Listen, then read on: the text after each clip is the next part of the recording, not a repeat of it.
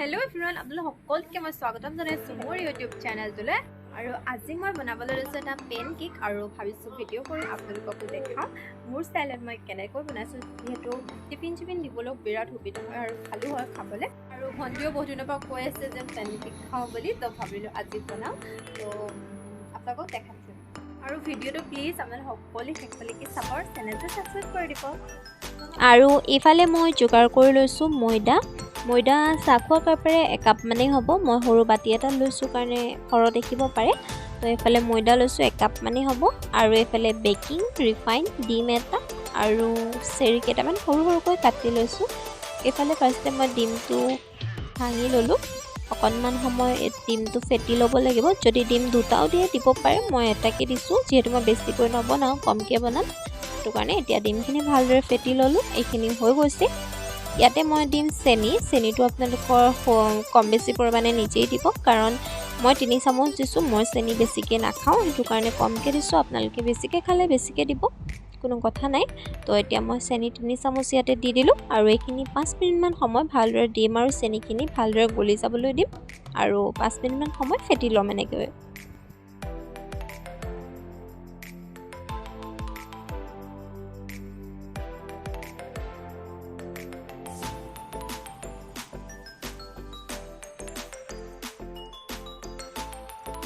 আৰু ইয়াতে মই অকনমান দি দিছো নিমখ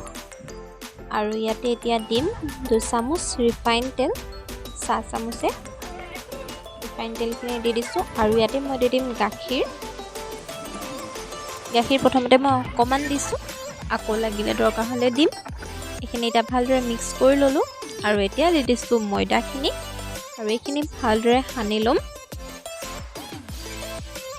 মোৰ গাখীৰ কম হৈছে মানে হানুতেই গম পাইছো গাখীৰখিনি কম হৈছে তো এতিয়া আকৌ মই গাখীৰ অলপ ইয়াতে দি দিম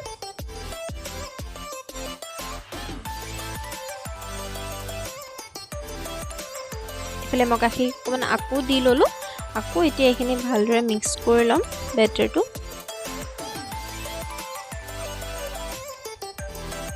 এইফালে মই 10 মিনিট মান সময় এনেদৰে ফেটাৰ পিছত এইখিনি বেটাৰ ৰেডি হৈ গ'ল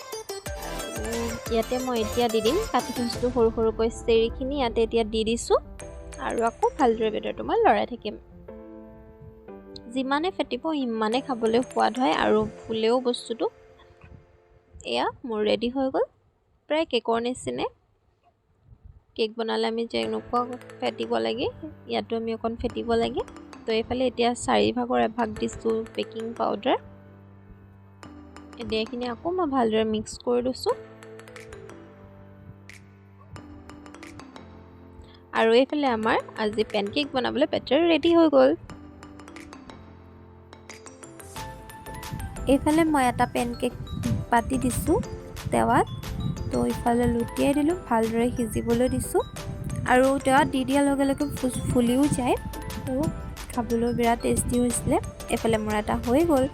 আৰু এইফালে আজি মোৰ পেনকেক হৈ গৈছে প্ৰায় 5টা 6টা মানে হ'লগৈ আৰু খাবলৈ বিৰাট টেষ্টি আছে আৰু ধুনীয়াকৈ সিজিছে ভিতৰলৈকে আপোনালোকক দেখাই দিছো